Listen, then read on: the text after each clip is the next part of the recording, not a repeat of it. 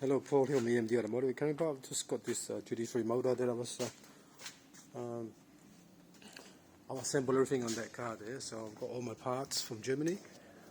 Some of the parts I had to wait for because those two didn't come. They had all my parts at the warehouse.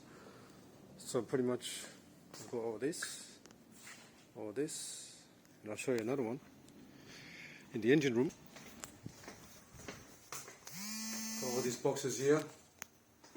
All that came from Porsche because I had it here in Melbourne.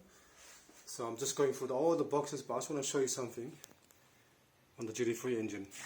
Okay, this one here has been welded already. As you can see, the welding. That's the pipe that always breaks on the actual, when the cooling system pops off. Usually this part here pops off because they only glue it on. So that one's welded, that's welded as well. What else? That part there's welded as well.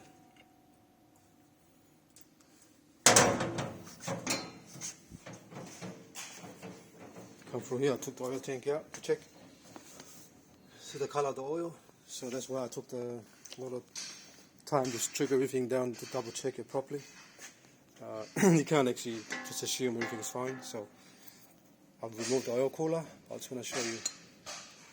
That's the color inside the oil. That's not really good. Look at that. Usually when the oil cooler cracks inside there, the water and oil will mix and create that color there. Alright? So I've got a brand new oil cooler coming in already, so it's on the floor here. It's a brand new one. That's the original one from factory. I've got to clean the oil tank as well. Proper clean, all the stuff inside there has been there for a long time. Just want to show you when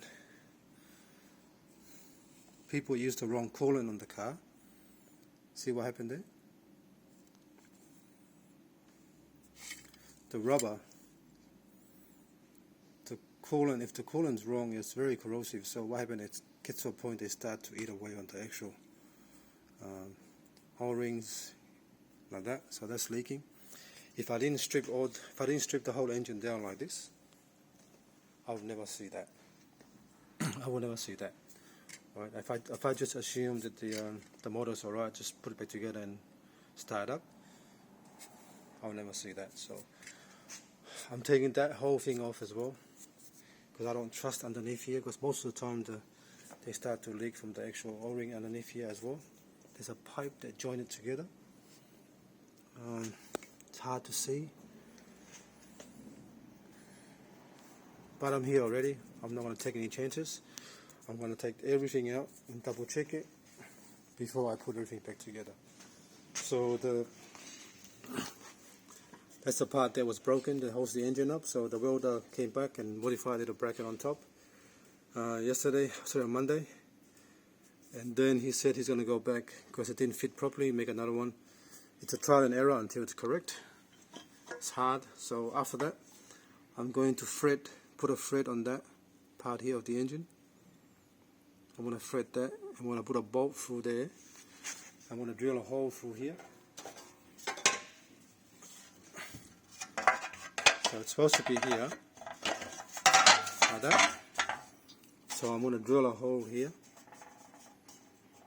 and put a bolt through there to go into that hole there, just to support the engine, because this one was broken on the block here.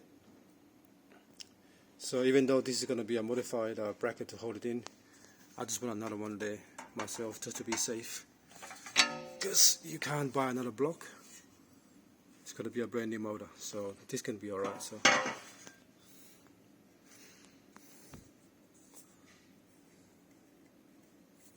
it's that green color there. I'll double check that.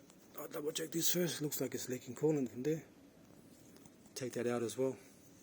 That's why I have to actually fully inspect everything slowly, because I can't assume that everything on this engine it's perfect.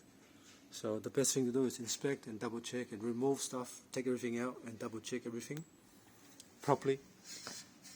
I'm going to take all that out, this whole thing out, that whole thing off. It's going to take a bit longer, but I'd rather do it this way, because once I start the engine up, I can't go back and take the engine out again. Just because I didn't take things out to double check. So when it comes to something that's old, I always take everything apart and check it properly. The funny thing is, none of the stuff here was connected. All the vacuum line was cut and just left there. I mean, I can't see it until I took all this out. So you see the color? That's what happened when the cooler is cracked inside and water and oil mix. So after all that, I'm going to degrease the motor properly. This is going to be nice and clean. Put the clutch in, gearbox, the whole lot.